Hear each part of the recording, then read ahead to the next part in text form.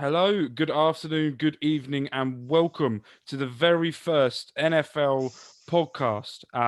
Just want to let you guys know that if you haven't watched any of ours before or anything like this before, we are a sports show. I like to call us.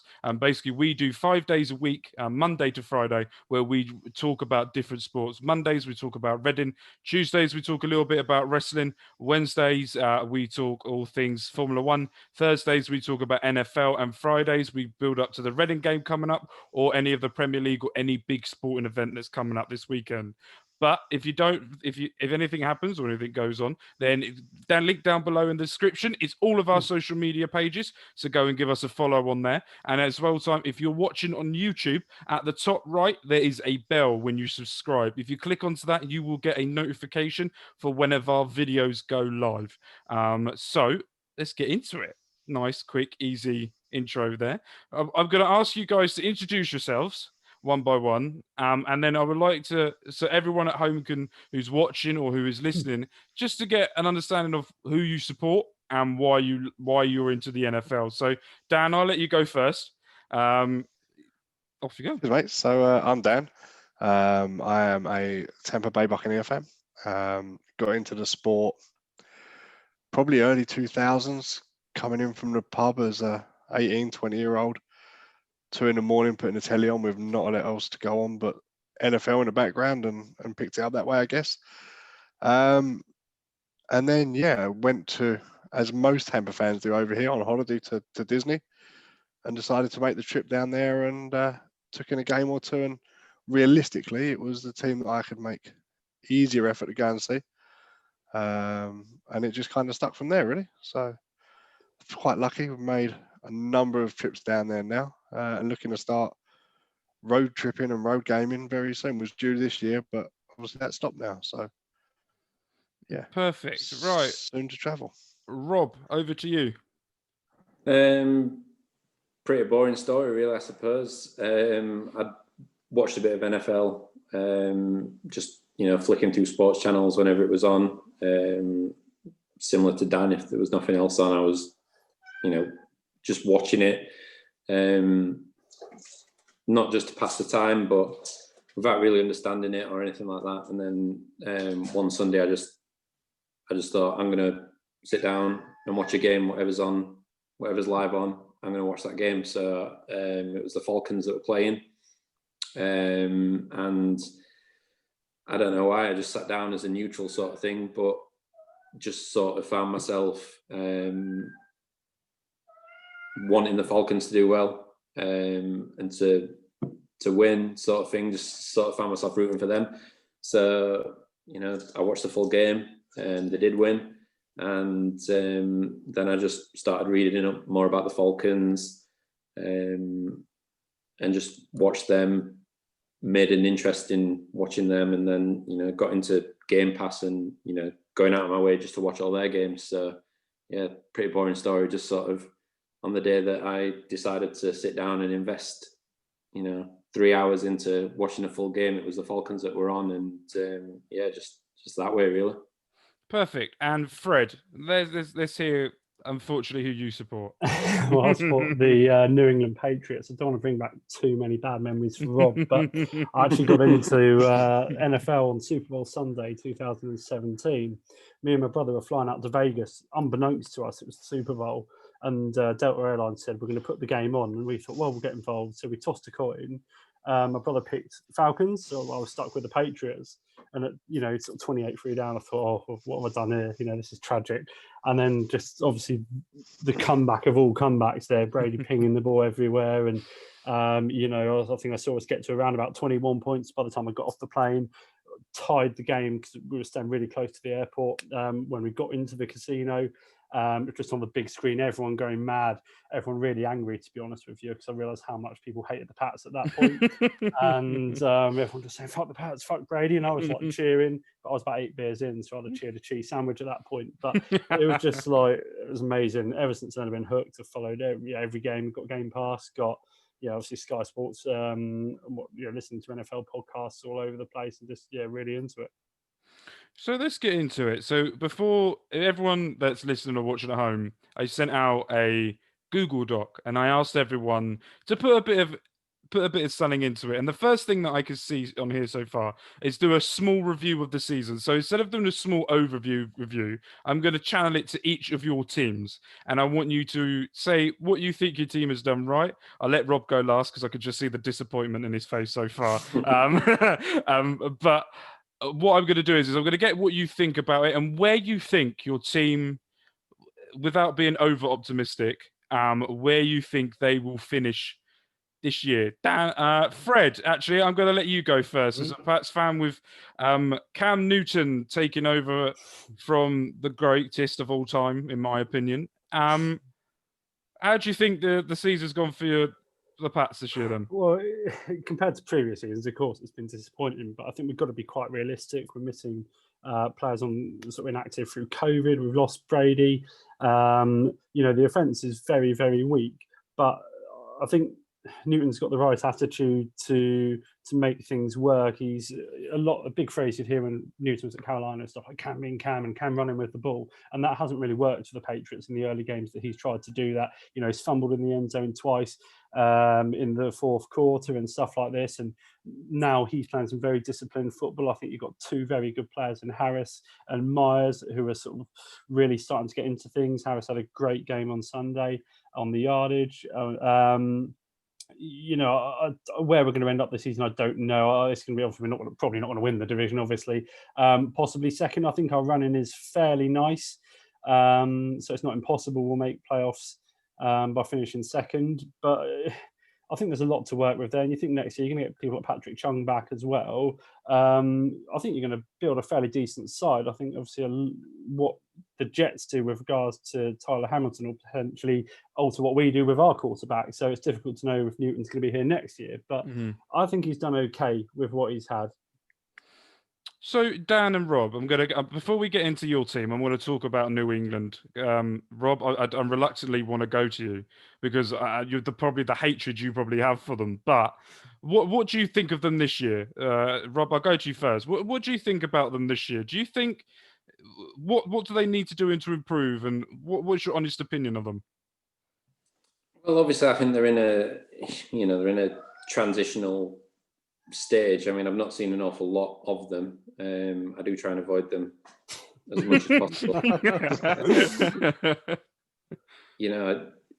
I've tried to blank out that Super Bowl from my mind. I can just remember sitting on the sofa watching that and just thinking,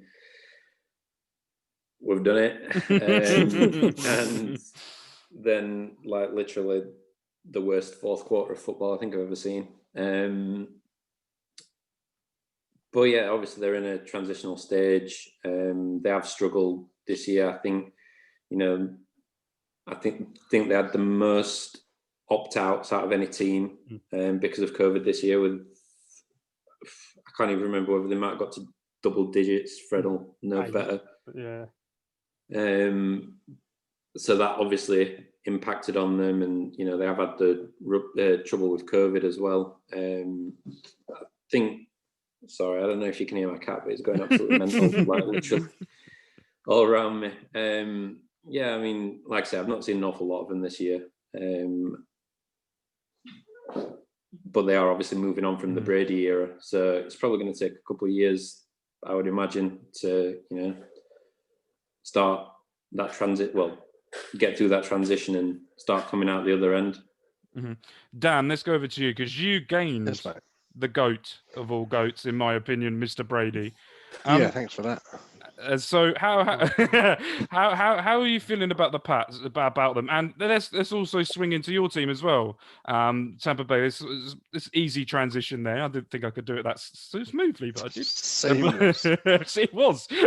Let's go. So what do you think about the Pats, and how are you finding Tom Brady for the first time this year for you? So the Pats have a level of dislike among every NFL fan, right? Every NFL fan. If you're not a Pats fan, you don't like them. The Tampa fans, that level just ramped up this year because they added Cam Newton to that side as well. And Bucs fans can't stand Cam Newton either. So it's really nice to see Tom Brady helping us now and not on that side. I think Fred's optimistic. Patriots still making playoffs, if I'm honest, Fred. Possible. I think it's possible. We're improving. 2 games back in the division. Miami on a 5-game win streak. It's going to be tough to squeeze in there, I guess. But doable, you know. Those division games really help on that when it comes to it. But yeah, I know you were talking about the Google sheet. Another thing that got mentioned is, are Bucks and Brady the real deal? And I know Rob answered it in the week by writing no. Simple, job done. Answer question. And I thought about it, and I thought, I'm going to come back with all this stuff. And I just thought about it and went, actually, are they? Is it bias and rose-tinted glasses, or are they the real deal? And for me, I think the answer is they can be. And I think we've seen at times during this year with Tampa that there is glimpses that they can be an unstoppable team on both sides of the ball. But they haven't been playing together for 2, 3, 4, 5 years. They've been playing together for 10 weeks. And every now and then that falls apart. We have all the pieces on both sides to be a very, very good football team. We just need it all to click together, as it did against Green Bay. It's probably one of the highlights of the season. I actually think this weekend against Carolina, we could have won that game by another 20 points more than we did. Brady had a couple of overthrows, which is really unlike him. It just shows that things are still trying to click. But yeah, if on the day they got it right, I think we could beat every team in this league on the day. Yeah, and that's one of the things that what I found is me knowledge-wise of the NFL is very minimal. So me trying to work out what's going on, and one of the things that I found when I've watched the matches this year is that with Tampa Bay, they're not reliant on Brady. The defense is, especially against the Packers, was probably the best I've seen. They didn't even need him during that match, did they? No, so it went under the radar. A lot of people were sleeping on our defense. The defense last year was, I think, second-ranked run defense. And the key to it is this year we kept the unit together, every single player, and we added Winfield Jr. in at safety, who's a great prospect, probably running about 10th rookie at the minute on the year. We've just carried it on. I think only Tampa fans have realised that was going to be the case. We are currently the second-ranked defense on rush yards per game. We're 9th on pass yards, but that's respectable.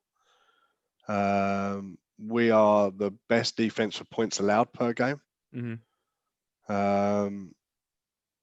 With that on one side of the ball and Brady on the other side, we have scored the most points in the NFL at 296 through 10 games. So if they get it right, they can hurt teams. There's no two ways about it. So Rob, I'm going to try and, talking of hurting ask teams, him what a defense is. And yeah. I was going to say, since talking about hurting, I know the start of the season, your fans were hurting a lot with some of the games that you played. What went wrong at the start? Because I know that you sacked your head coach and everything sort of changed since then a tad bit. But what really went wrong to start off with? Basically, we stopped playing in the fourth quarter is like the simple answer. I mean, like the loss against the Cowboys with the onside kick probably ranks up there with me to the Super Bowl loss, in like it was literally pathetic. And I just knew what was going to happen. When they scored and they scored a touchdown, they got the ball back. You knew it was going to be an onside kick. I just knew, they're going to recover it, and then they're going to go and score, and they're going to win. And, that's what happened.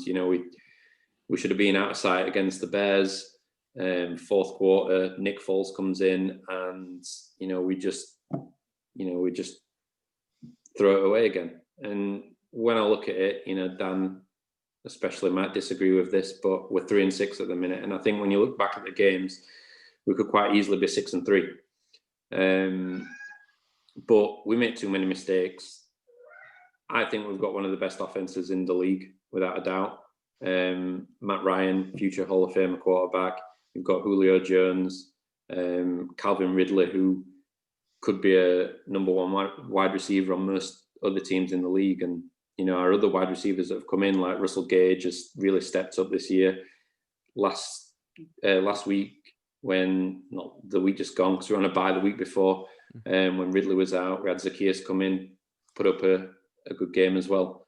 But a lot of Falcons fans, we don't like our offensive play calling.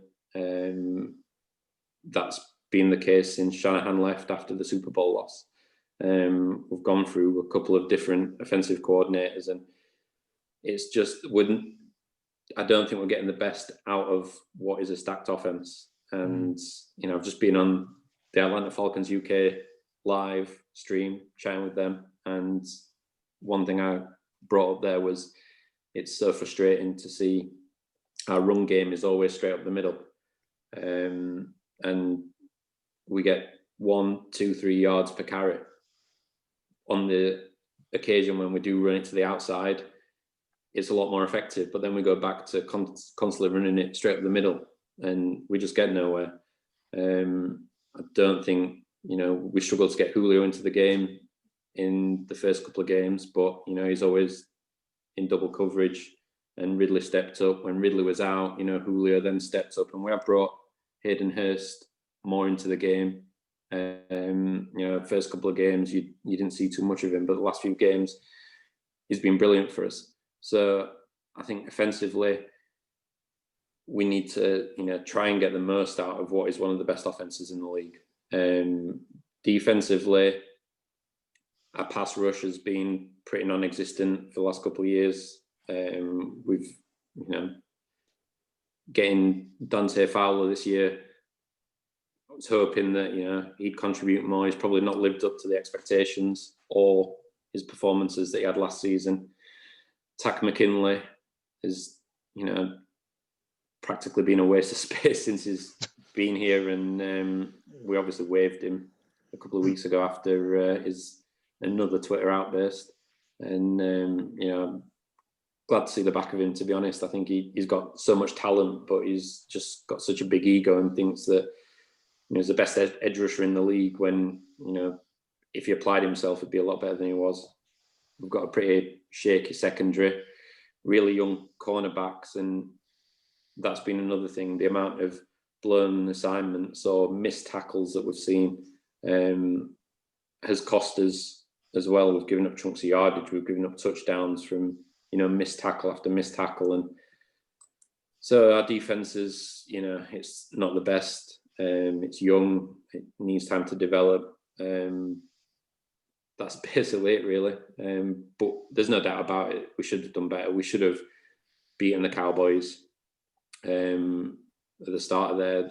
Mm-hmm. I think, we had something like 4 or 5 interceptions or fumble recoveries in the first half, and we put ourselves in positions where we should have been able to put ourselves out of sight, but we didn't. And then we collapsed in the fourth quarter. The Bears, we were up, I think in both games we were up by 20 points, and we threw it away in the fourth quarter, which is, as Fred knows, it's like start a bit of a theme. But yeah, that's, I could rant on all night about this, but one thing I know is we're playing the Saints on Sunday. It's going to be a tough game. Obviously Drew Brees is out. Winston's coming in, and I think that this could really define the rest of our season if we go out there and do what the Bucks did. I don't know if Dan wants to remind us of that. No, I've lost that one from my memory, mate. That's long gone. That was sitting up at 3 a.m. in the morning and wondering what the hell my life had come to. Yeah.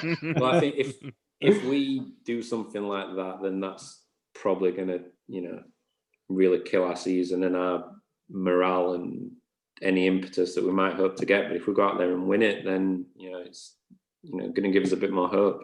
And, with extra playoff spots and things like that, What it's worth for me, I've got you beating the Saints this week. Thanks, Dan. So a question for all We of need you. you to. So I want to get your guys' opinion on this. Is I think Fred put this in there. Is, are Eagles the worst team to ever lead a division? Yes. This is a free fall for everyone. I think when you look at that division, it's terrible. Mm. Like, it's actually terrible.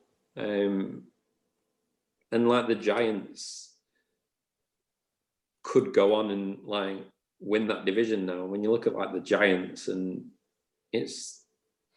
I actually feel sorry for, I don't know whether this is just me but I actually feel a bit sorry for Carson Wentz. You know, I think a lot of people give him a lot of shit and things like that. But when you look at, I'm sure when I watch Red Zone, the amount of players that they've played in offense this year just because of injuries and things like that is huge. And you can't get any form of consistency if every week you're having to change 2 or 3 wide receivers, or, you know, Sanders is out again and then Sanders comes back and then Sanders is out again. But isn't The that a amount of common players that you- theme, though, with the Eagles? That, from my knowledge of what I see, is they've always got a large group of players always injured. They've always had to make shift. I think with the season where it was on Amazon Prime when they did their special on it, was they had so many injured players. Is the play calling that's getting? What's the issue with the Eagles for them at the moment? See, my best friend's an Eagles fan. He puts a lot of it down to Wentz, so it's sort of different to what Rob says. And he said Wentz has declined. Whether he's declining and whether he can get back to a level he was at, difficult to say. He says, but if you look at sort of 3 years ago, probably 80-20 of what Wentz did was good. He says, look at last year, 50-50 of what he does was good. This year, probably 20% of what he does well. The rest of it is just messy football. And he's frustrated offensively. Obviously, they're not a great side in a really bad division, aren't they? And like my abiding memories of the Eagles, or a memory of the Eagles this season, was the game that went into overtime. It was on to about 9:45 at night. I switched over from another game, and I thought the Eagles were the 6 p.m. kickoff, and just both quarterbacks on both sides couldn't find any other player, and it ended up tied in overtime. And you watch that game of football and just realise how poor the Eagles were, and that's only a small snapshot, but everything else I hear about the Eagles sort of tends to back that idea up. I actually don't mind the Eagles, to be honest. I think their injuries are huge. Wentz is an average quarterback for me in the league. There's worse there out there than him. I think the injuries they had, Dallas Goedert, Zach Ertz, Jalen Reagor, they've all got to take their toll offensively. They've had injuries on both sides of the ball. Are they the worst team to lead? I don't think so. I think it was the Seahawks a few years back made the playoffs with a losing record. Yeah. So it's been done before. Do any of them deserve the playoffs? No. Am I happy being fifth seed and playing one of them? Yes. As it stands. I mean, you said Giants will win the division. The whole division has only won 2 games outside of the division. They've only beat between them 2 other teams other than each other, which is horrendous. 2 and a draw if you count the tie with the Bengals at the time. So it's someone said the Giants will win it. The Giants won't, because they've only got 1 more divisional game. So they're done. The Seahawks were 7-9 that year. Do you reckon that anyone in that division can win 7 games? No, because they only played 6 against each other. It's the worst case scenario, right? So, yeah, I reckon that'll be a 5-10-1 Eagles win that division for me, which is a disaster for football. And they go then from what will probably realistically be around the 8th worst record and the 8th pick in the draft to immediately picking up 14th as a minimum by getting into the playoffs. So that hurts them. So there will come a time when none of them actually want to start winning that playoffs unless they believe they can win a game or 2. Yeah, it's going to be interesting to see as it goes down the line and how close it is, how much they do actually compete within that division. So let's move from the worst team to the best. Let's talk about the Pittsburgh Steelers. At the moment, they're 9-0 with their record so far. What are we thinking about Pittsburgh? Do you think they'll be able to carry this on? free for all, so anyone can come in. Probably two games that could potentially hurt them. The way I see it, I don't know if you guys do it differently, but obviously probably the Ravens and Lamar Jackson, depends which Ravens turn up. We've seen the last few weeks they've not been as good, and potentially the Bills. I don't think the Bills are good enough to beat the Steelers, but I think they're probably the only other team who really threaten their record even a little bit out of the sort of the remaining fixtures. But I'll be interested to see what you guys think. Yeah, I mean, I had a look at the remaining fixtures, and I sort of had, Ravens, Bills, Colts down as, tricky games for them. Obviously, if you're 9-0 at this part of the season, then, you can't ignore that. Obviously, they're playing well. And, you can't, you've got to say that they're going to be in the mix for, or, people are going to expect them to potentially, go deep into the playoffs, if not at least the Super Bowl. But yeah, I think they've got at least 3 tricky games remaining, and that's not to say that all the others are going to be complete walkovers. But I've got at least 3 games that are going to be tough for them, if not potential losses. Dan. Yeah. Other than the Ravens, their strength of schedule is, I'm jealous of it. They play all of the East teams. They had the Broncos, who are misfiring drastically. Bengals have got no O-line, and their defense can get pressure on them a couple of times. The Browns are hit and miss depending on what day they turn up. And they play the Jaguars. I think they're probably the worst 9-0 team that have been about. I think they're a decent side. Mm-hmm. But you look who they've played. They've beat one Ravens team and half a Browns team, and the Titans. And even the Titans game was only 3 points in it. They've played the Texans, again, no defense.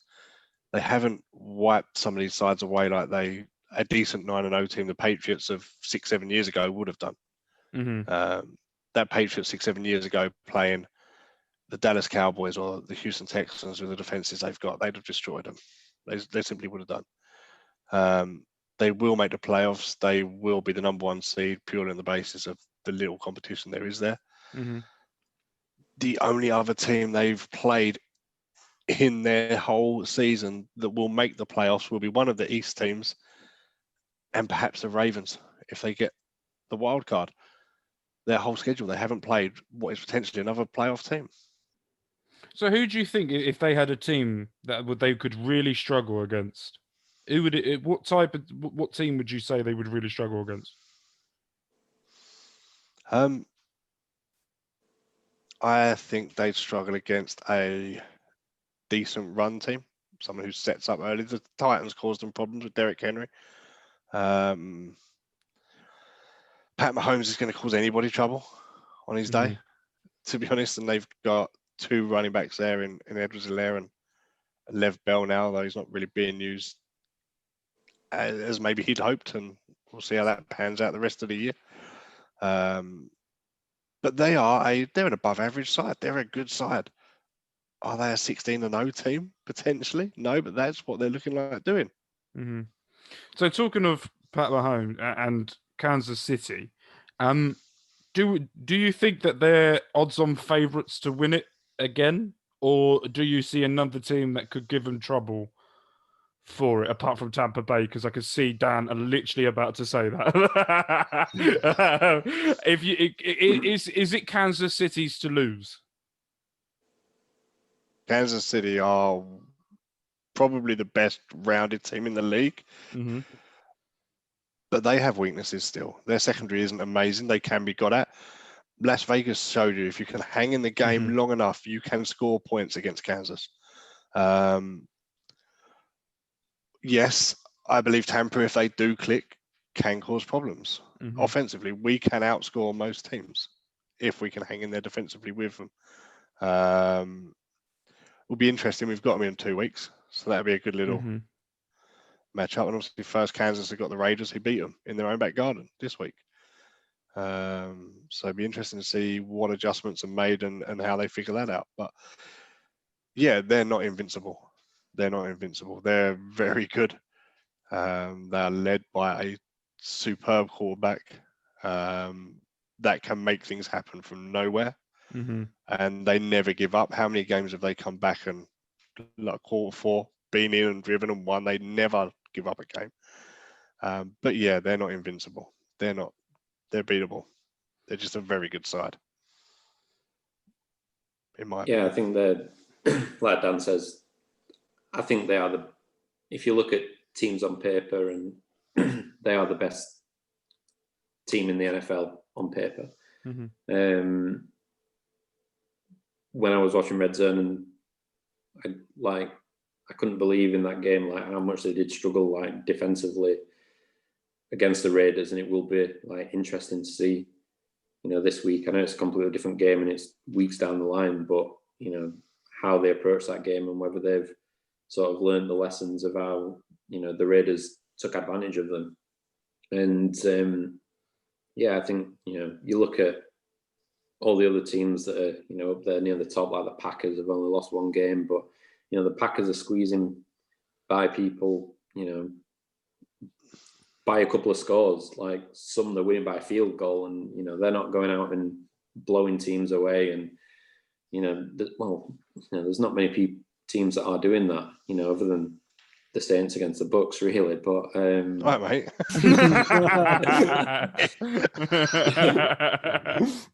I just had to drop that one in there. I wanted you to win that game as well. I know. Sorry, man. But there's so many tight games out there, but I think you look at Kansas City, and they've got to be. Well, they are the team to beat still, aren't they? Mm-hmm. So a question here that I think Fred or someone put on is, what do Jets need to do to improve?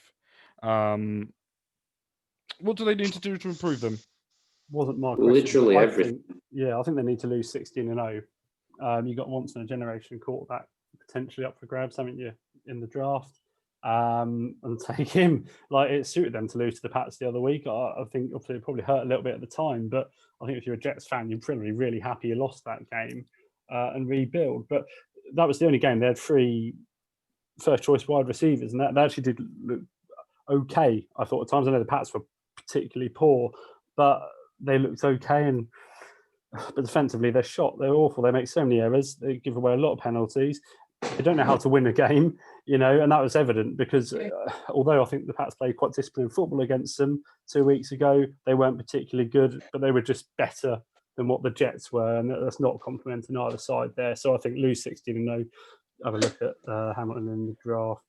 I think it was also reported as well, Dan, that I'm going to ask you, is their head coach they're Jets, that what I've read and what I've heard, are not a team that fire their head coach during the season. They always wait till the off season. Yep. Is he just on borrowed time, and is he just standing there getting a paycheck, waiting until the end of the season? And if they do, who do you think will come in? Oh, jeez. You've dropped that one on me, right? Okay. I have. If they fire him now, they run the risk of improving, which, as Fred just said, is actually counterproductive to them right now. Mm-hmm. They are going to be set to keep losing. It's the only way out of the hole they've got, I think. You get rid of them, you improve, you try harder, everyone's mood improves. That doesn't serve them a purpose right now. They need to ride it out and go from there. In terms of who might come in, wow. There's a few very good coaches out there in the college game right now. I think that's the way they'll go. I think they'll mate, you've dropped that one right on me. I'm sorry.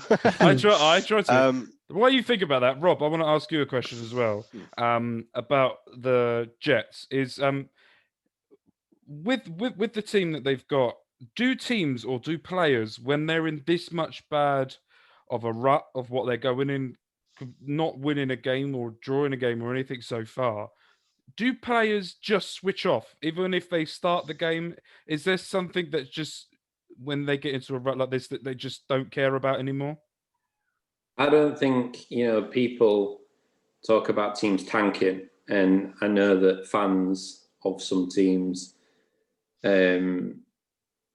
want their team to tank to get the first pick, but I don't think that any staff or any player on any professional football team, irrespective of whether there's a draft like in American sports, they don't tank. Because if you're a coach, your job is on the line. If you're a player in something like as cutthroat as the NFL, you can lose a job, not get picked up, and never play again. Players play for their contract. If it's the last year of the contract, they play. So if they don't get a new contract with their existing team, somebody wants to pick them up somewhere else. And I don't think, we tanked, so I played shit, is like going to be a legitimate excuse. So I think when people talk about teams tanking and tanking on purpose, I don't think that exists. I think teams tank because they're bad.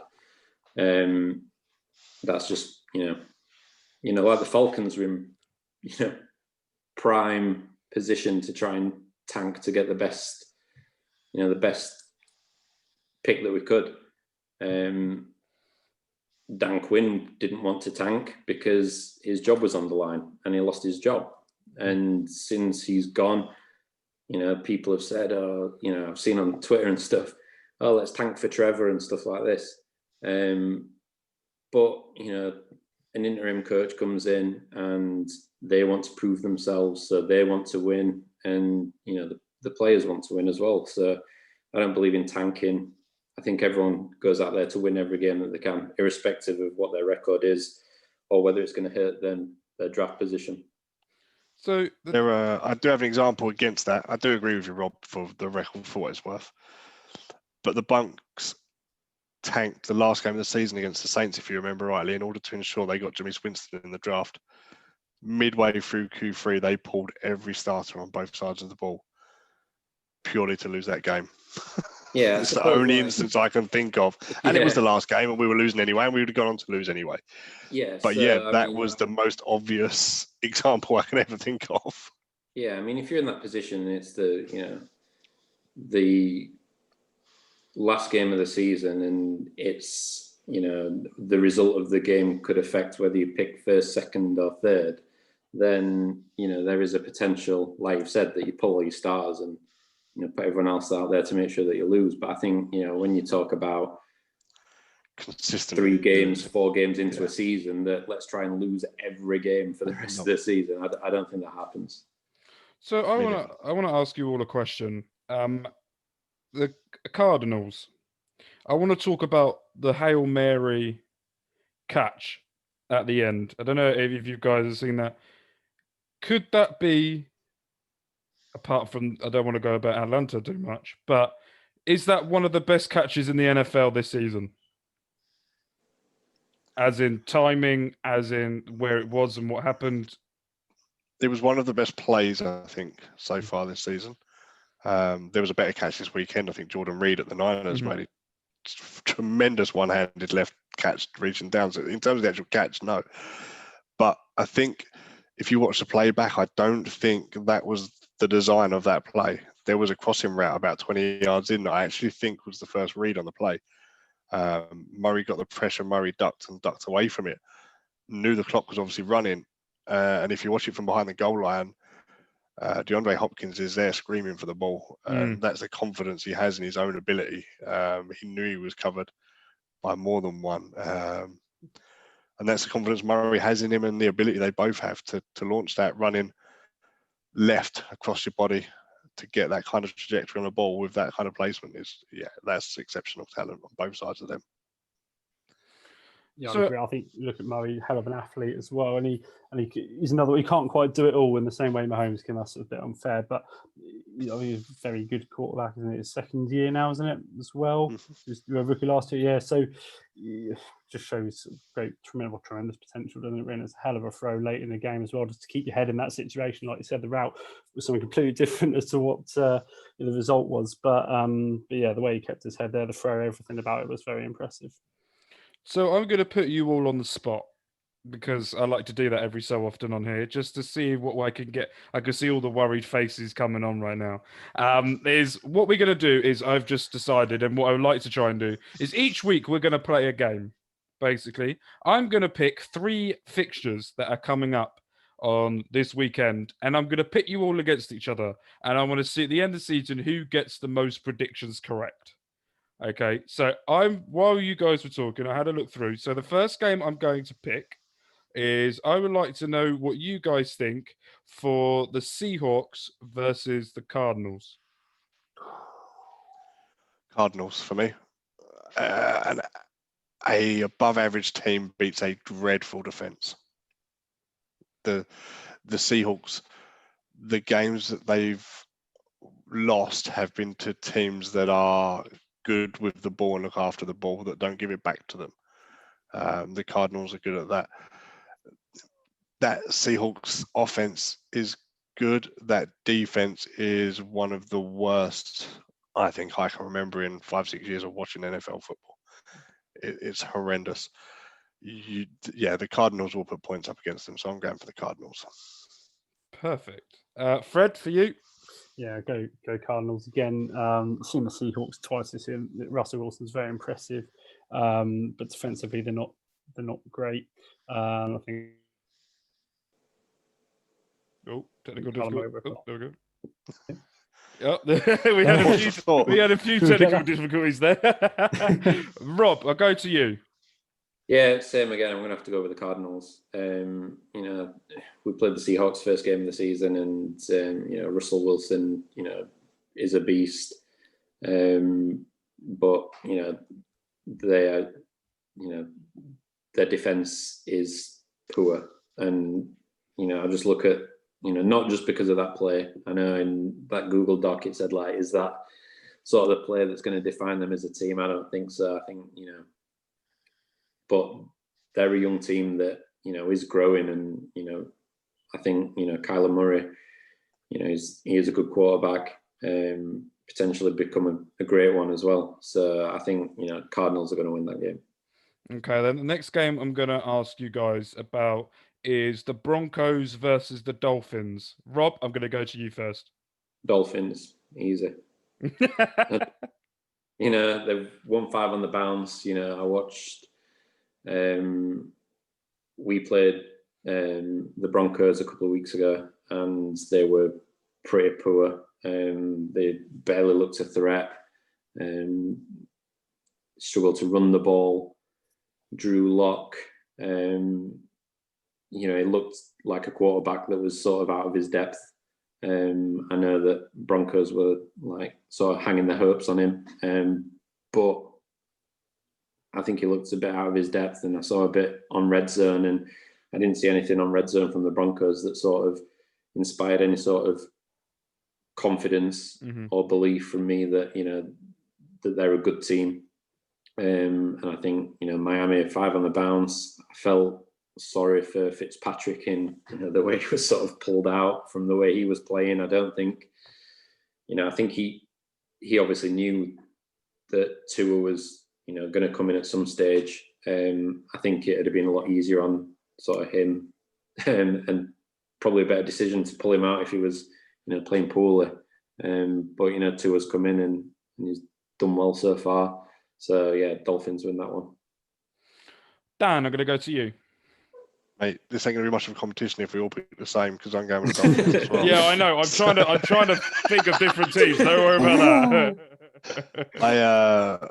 Rob said it all. They're a better team. It's a shame because I like Drew Lock. I think last year he showed why the Broncos drafted him. The Broncos haven't found a quarterback since Peyton Manning retired. And I think they did pin their hopes on Drew Lock. They can't keep him fit enough to stay on the pitch, which is a big problem. But when he has, he's shown flashes. but he isn't the full package right now. And last week he looked way out of his depth. Losing Cortland Sutton is huge for him at the start of the year for the season. They've got some young offensive talent there with Hamler and Judy and people like that. But no, Dolphins win this game. Better team. Fred. Well, if you only play the fourth quarter, maybe Denver have a chance because they've had a couple of hell of good fourth quarters this month. But in reality, it's going to be Dolphins again, isn't it? 5 on the bounce, as you say. Yeah, no other option really. That's fine. I've just had a look through, and I think I found a tough game. I think I found it, but we're about to find out. Ravens versus Titans. Fred, I'll go to you first. I'm going to go Ravens, just simply because they can't keep playing as badly defensively as they have done the last couple of weeks. I know they've not conceded a lot of points, but if you go back to Sunday's game, they gave away a lot of late penalties, which I understand they've done a lot over the last couple of weeks. Lamar Jackson still played pretty well, I think. If they tighten up defensively, work hard on that in the week, then I'm going to go Ravens. Dan, I'm going to go to you. I'm going Titans. Yes, I found a game that no one's agreed on. Yes. I think the Ravens are going to as favourites. I think it's a game the Ravens will be sat there thinking they should win. I don't know. I like the Titans. I think they're an old school, tough, physical, smash mouth football team that are going to run the ball down your throat and then try and hit a long ball when they can. I'm basing it on nothing other than pure gut on this one. I think it's very evenly matched. I just think the Titans will come out on this one. Yeah. Rob. Yeah, I think they're both on 6 and 3, aren't they? Yeah. And that's why I picked it, by the way. I don't know. I think it's too close to. I would not know which potential way that's going to go. I think they're both good teams with weaknesses, and it's literally one of those toss a coin at this sort of stage. And it wouldn't. If I was putting a bet on, that'd be a game that I'd probably skip because I just don't know which way it'd go. But I'm going to go Ravens. Oh, this could be interesting now. Perfect. Before we finish and go on there, I want to ask you both for your games coming up this weekend of how you think your teams are going to get on. I know that you said earlier, Rob, about the Saints. They've got no Drew. Do you think you're going to be winning this game? Is this a game that you can win? It is. Obviously, it's a bit different because of Breeze is not there. And I suppose we're going to a bit more of an unknown now with Winston playing quarterback. If he's going to play like he did, the Bucs and throw loads of interceptions, then that's going to make it a lot easier for us. But I don't think he is. I think Sean Payton is going to work with him, and I think he's going to be a different quarterback to what he was. He's got a great arm, so there's a deep threat there, which there isn't with Noodle Arms, Mr. Breeze. But so we're going to have to be ready for that. There's the deep threat. There's the fact that he throws or has historically thrown a lot of interceptions, but I think that's not going to be the case. I think what we need to do is we need to make sure that we get pressure on him, and get pressure on him early. Try and get him to panic. We're also going to have to be cautious of Kamara as well, who is on fire at the moment. So we need to stop Kamara. I'm not too worried about their wide receivers at the moment. But I think, get pressure on Winston, stop Kamara, And we can win that, especially if our offense clicks. Like I've said before, I think we can put points up against anybody on our day.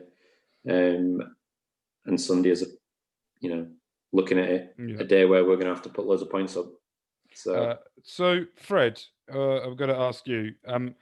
You're coming up against the Texans, who are 2-7. How do you think the Pats are going to do? Do you think you'll be able to get another W, or do you think it's going to be really difficult? I think we'll be okay. I think the only threat really is, again, defensively, although we played very well in the fourth quarter against the Ravens and Texans. Houston haven't scored too many points over the last couple of weeks. They can score points, and defensively we have been poor at times. And that's the big threat, biggest threat to ourselves more than anything on that front. I think we're starting to develop a couple of options defensively. I think the running game is pretty good. If we don't beat the Texans, and I think that sort of consigns the season to something which is going to be pretty poor. But I think we'll come out fine on Sunday and win. Dan, you're up against the Rams Yes. on the Tuesday morning, Monday night football. How are you feeling? Are you confident ahead of this one? It's one of the toughest ones for me. You've got Tampa with the most offensive points. The Rams defense have given up the second least. So Jared Goff at the minute is one of those quarterbacks as well for the Rams that, like Carson Wentz, I think we spoke about earlier, everyone thinks he could go on and be something, but he isn't delivering right now. I'm nervous. I think we can put up points, but as with Bucks all season, it's going to be if they turn up on the day. We can cause them problems. It's just whether or not we turn up on the day. Perfect. Bucks 2 years ago would have lost that game, so we'll see. Perfect. Well, I just want to do one special mention before we go. If he's watching, he told me he's going to. So, Andy Campbell, I want to say thank you for introducing me to two of you guys, Dan and Rob. And Fred, you come along and I put out a word and you wanted to come and do it. So thank you, you three, for being absolutely amazing. And I can't wait for next week when we will be doing I think it's Thanksgiving next week for the NFL. So we will be doing and have a bit of a laugh and have a bit of a chat about that as well and see how you guys did. And next week I'll pick harder fixtures as well for the predictions. But I just thought it'd be a nice fun game. But thank you ever so much for watching, everyone at home. Thank you for anyone that's listened as well. Don't forget to go and subscribe and follow us on Twitter. I will put the links to all three of these lovely gentlemen to their Twitter page down below as well. So go give them a follow and all their beautiful knowledge. And you can go and annoy Fred if the Pats lose even more. So thank you ever so much for joining, and we will see you guys next week. Bye.